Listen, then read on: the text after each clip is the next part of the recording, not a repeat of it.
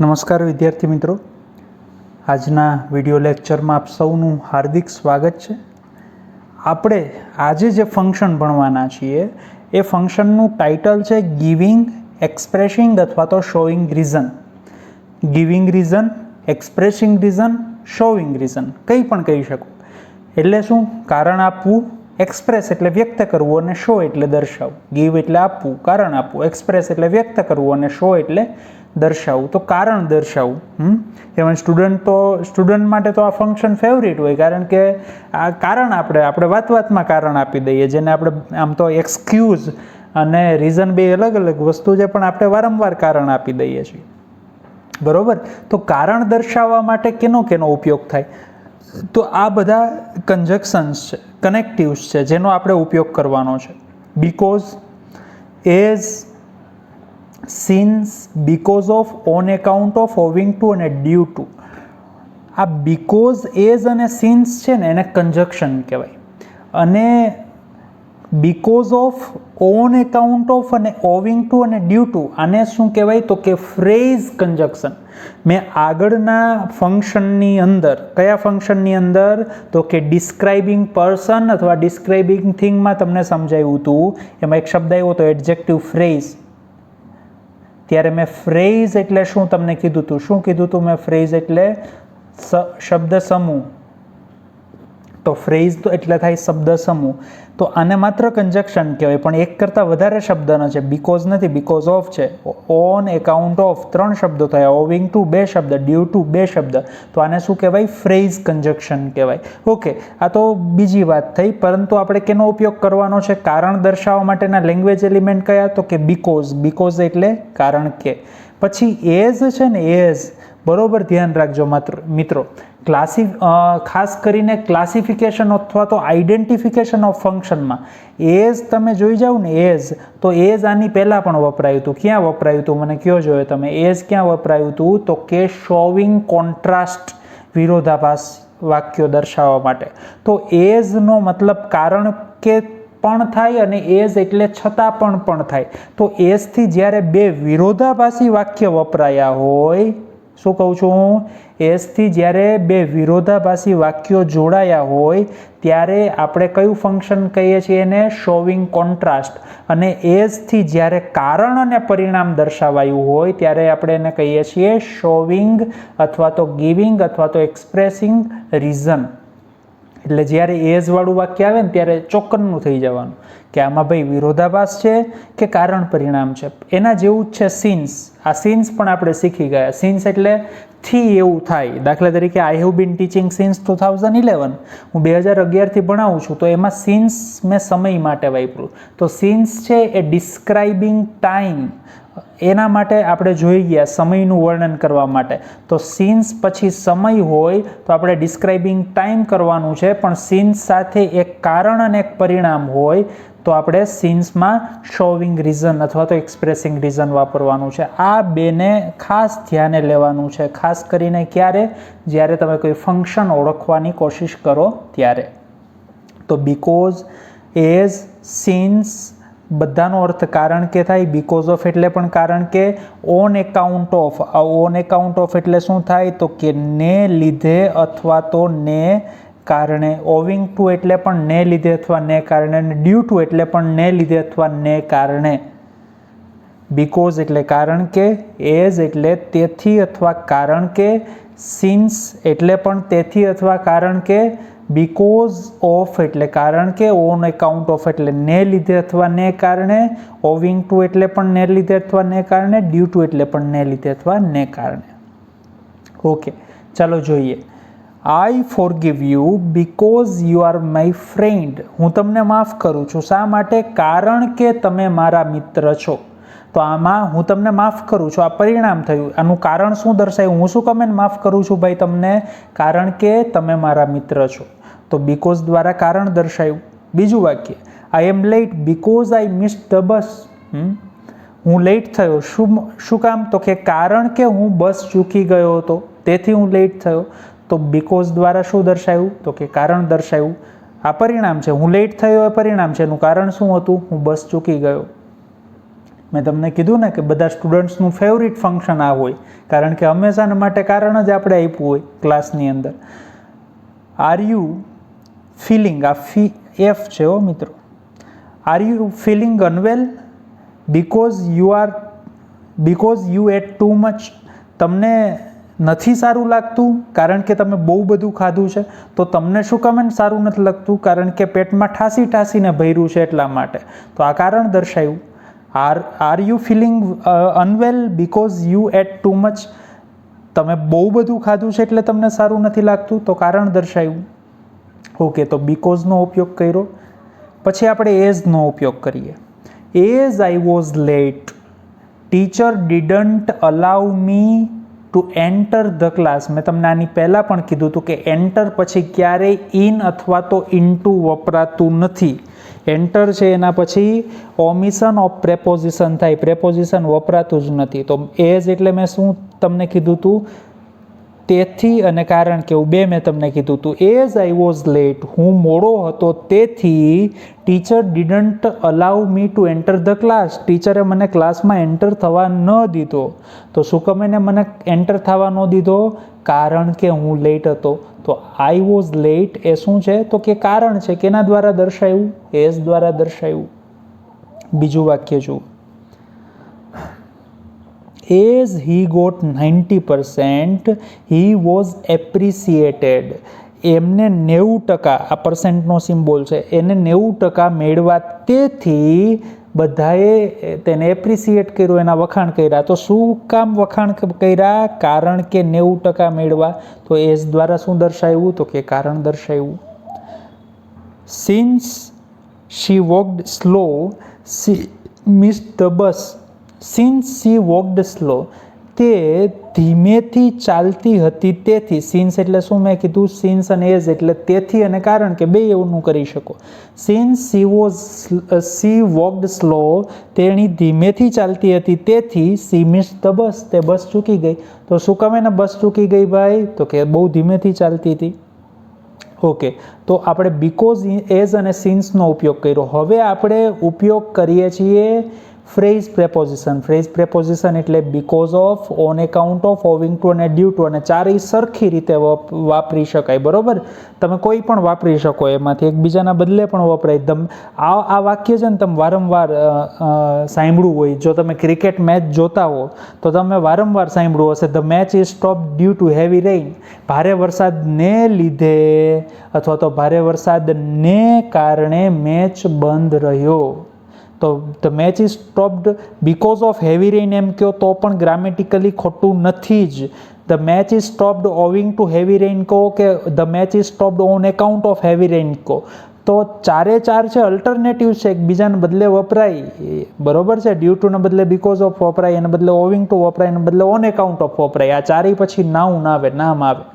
તો the match is stopped due to heavy rain, તો ને લીધે અથવા ને કારણે. એના પછીનું વાક્ય જુઓ. I was absent due to my illness. હું મારી બીમારીને લીધે એબસન્ટ રહ્યો. તો માય ઇલનેસ, મારી બીમારી અથવા મારી માંદગી, શું દર્શાવ્યું મેં? કારણ દર્શાવ્યું. ભારે વરસાદ, શું દર્શાવ્યું? કારણ દર્શાવ્યું. આગળ જોઈએ.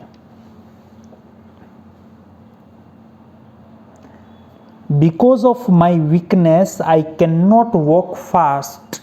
Because of my weakness, મારી નબળાઈને લીધે અથવા મારી નબળાઈને કારણે હું ફાસ્ટ ચાલી શકતો નથી.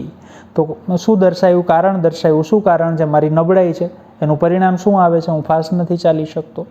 એના પછી she is absent in the program owing to her illness. owing to એટલે શું થાય? તો કે ને લીધે અથવા તો ને કારણે. she is absent in the program owing to her illness. તેની બીમારીને લીધે અથવા તેની બીમારીના કારણે તે પ્રોગ્રામમાં એબસન્ટ છે. તો ને લીધે અથવા ને કારણે. એના પછી જુઓ. she couldn't attend my birthday party on account of her mother's sickness. mother's sickness એટલે માતાની માંદગી.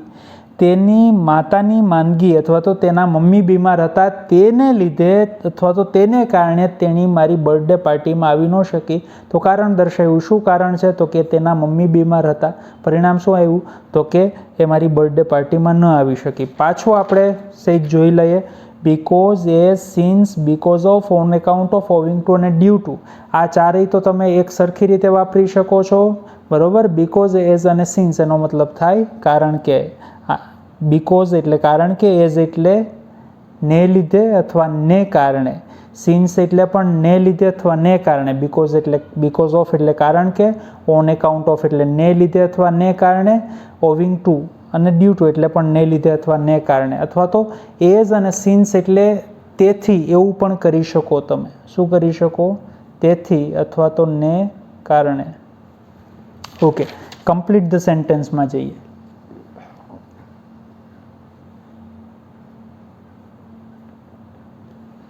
એના પછી she was sent to jail. તેણીને જેલમાં મોકલવામાં આવી. શેને લીધે? તો આપણે because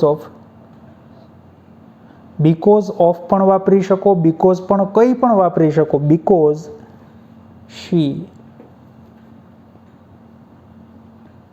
committed a crime. She was sent to jail because she committed a crime. તેણે ગુનો કર્યો છે તેથી તેને જેલમાં મોકલવામાં આવી. એના પછી he didn't join the class. તેણે ક્લાસ જોઈન ન કર્યો because he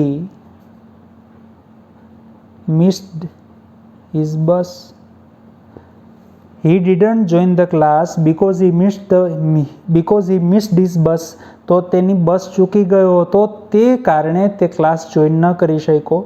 Sachin was given an award. Sachin was given an award. Sachin છે એને એવોર્ડ આપવામાં આવ્યો due to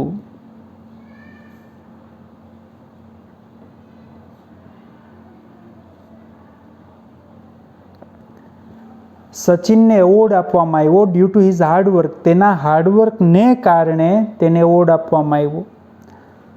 since he played વેલ. તે બહુ સારું રમ્યો તેથી. આમાં સિન્સ ઓલરેડી આપી જ દીધું છે, તમારું વાક્ય પૂરું કરવાનું છે. સિન્સ હી પ્લેડ વેલ, એ સારું રમ્યો તેથી શું કર્યું? તો કે હી વોન, એ જીતો. એ શું કામે જીતો? આ પરિણામ છે. જીતો એ પરિણામ છે. એની પાછળનું કારણ શું છે? કારણ કે તે સારું રમ્યો હતો. એના પછી હી ગોટ ધ જોબ. તેને જોબ મળી બીકોઝ ઓફ હિઝ હાર્ડવર્ક. તો અહીંયા બીકોઝ ઓફ વાપરી શકો, ડ્યુ ટુ વાપરી શકો, ઓવિંગ ટુ વાપરી શકો, ઓન એકાઉન્ટ ઓફ વાપરી શકો. He got the job because of his hard work. તેના કઠોર પરિશ્રમને લીધે તેને જોબ મળી. તો because of, due to, owing to કે ઓન એકાઉન્ટ ઓફ તમે કંઈ પણ વાપરી શકો. ઓકે, એના પછી રિસ્પોન્ડ ટુ ધ સેન્ટેન્સની અંદર જઈએ. કઈ રીતે વાક્યને આપણે રિસ્પોન્ડ કરવાનું છે. આ છે માર્ચ 2019 બોર્ડના પેપરમાં 2019માં પૂછાયેલું ફંક્શન છે. સાવ સહેલું. પ્રિન્સિપાલ પૂછે છે કે why are you late. Ruchir કહે છે શોવિંગ રીઝન. હવે આપણે આમાં કારણ દર્શાવતું વાક્ય શોધવાનું છે. The driver was driving slow. આમાં ક્યાંય બીકોઝ વપરાયું, ઓવિંગ ટુ વપરાયું, એઝ વપરાયું, સિન્સ વપરાયું, ડ્યુ ટુ વપરાયું, ઓન એકાઉન્ટ ઓફ વપરાયું? તો કે નહીં, તો નહીં આવે. Because the bus was late. પછી આમાં બીકોઝ વપરાયું. હવે આ જ છે એવું આપણે નહીં કહી શકીએ કારણ કે આમાં પણ બીકોઝ છે. Because the bus will be late. આ તો તમને પૂછે કે તમે શા માટે મોડા હતા અથવા તો તે શા માટે મોડો હતો કે તમે શા માટે મોડા છો, તો આપણે એમ કહીએ કે બસ લેટ હશે એટલે હું મોડો છું. હજી તો થઈ જ નથી. તો આ વિલ બી તો ભવિષ્યકાળ દર્શાવે. તો આ નથી. The conductor is lazy. Conductor આળસુ હતો તેથી. તો આમાં ક્યાંય કારણ દર્શાવ્યું છે? આમાં ક્યાં આવ્યું? બીકોઝ, એઝ, સિન્સ નો આવ્યું. તો એક જ વાક્ય છે જેમાં બીકોઝ આવ્યું અને સાચું છે. આમાં બીકોઝ આવ્યું પણ આ તો ભવિષ્યકાળ દર્શાવે. તો સાચું વાક્ય કયું? તો કે વાય આર યુ લેટ? શા માટે લેટ છો? તો રુચિર કહે છે because the bus was late. હું લેટ એટલા માટે છું કારણ કે બસ લેટ છે. ઓકે, તો અહીંયા આપણે આ ફંક્શન પૂરું કરીએ છીએ. કયું ફંક્શન આપણે ભણ્યા હતા? કયું ફંક્શન ભણ્યા? તો કે ગિવિંગ, એક્સપ્રેસિંગ, શોવિંગ રીઝન, કારણ દર્શાવવા માટે આપણે આટલાનો ઉપયોગ કરીએ છીએ.